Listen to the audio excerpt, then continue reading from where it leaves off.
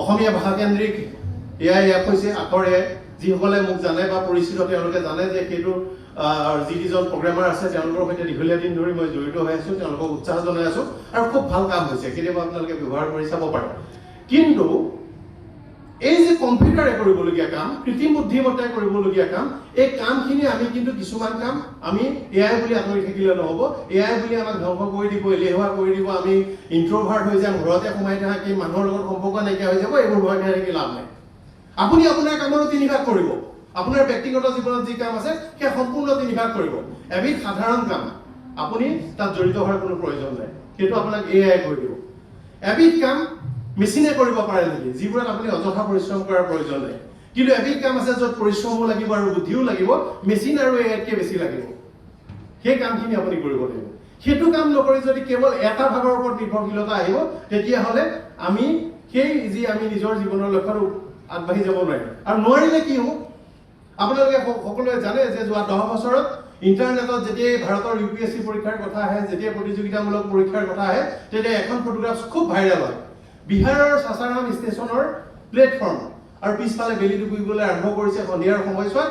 কেইবাশ ল'ৰা ছোৱালীয়ে প্লেটফৰ্মত বহি পঢ়ি আছে আৰু তাৰে এজন দুজন মানুহে ল'ৰাই তেওঁলোকক পঢ়াই আছে। তেওঁলোকে UPSC আৰু অন্যান্য প্ৰতিযোগিতামূলক পৰীক্ষাৰ প্ৰস্তুতি চলাই আছে। কিয় চলাইছে? বিহাৰত সেই সময়ছোৱাত লোড শেডিং বহুত হৈছিল। সেই সময়ছোৱাত অসমতো লোড শেডিং বহুত হৈছিল।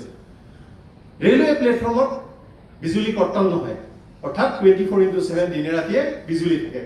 ফলত নিশা যিহেতু তেওঁলোকৰ গাঁওবোৰত বিজুলী নাথাকে, বিহাৰৰ সেই গাঁওবোৰৰ ল'ৰা ছোৱালীবোৰে সন্ধিয়া হোৱাৰ লগে লগে প্লেটফৰ্মলৈ আহে, প্লেটফৰ্মত বহে আৰু তাতে তেওঁলোকে পঢ়িবলৈ আৰম্ভ কৰিলে।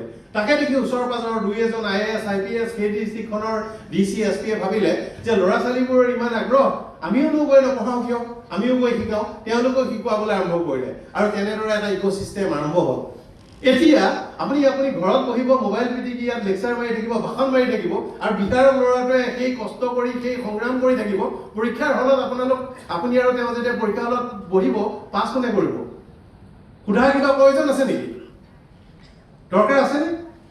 কোনো দৰকাৰ নাই। কাৰণ তেওঁলোকে সেই যাত্ৰাৰে আগুৱাই গৈছে, সেই কষ্ট কৰিছে, সেই সংগ্ৰাম কৰিছে। সেই সংগ্ৰাম যদি কৰিব নোৱাৰে, সেই যদি শক্তি নাই, সেই যদি দৃঢ়তা নাই, সেই যদি মানসিক এটা স্থিৰতা নাই, তেনেহ'লে আপুনি সেই যুঁজখনত কেতিয়াও সফলতা অৰ্জন কৰিব নোৱাৰে।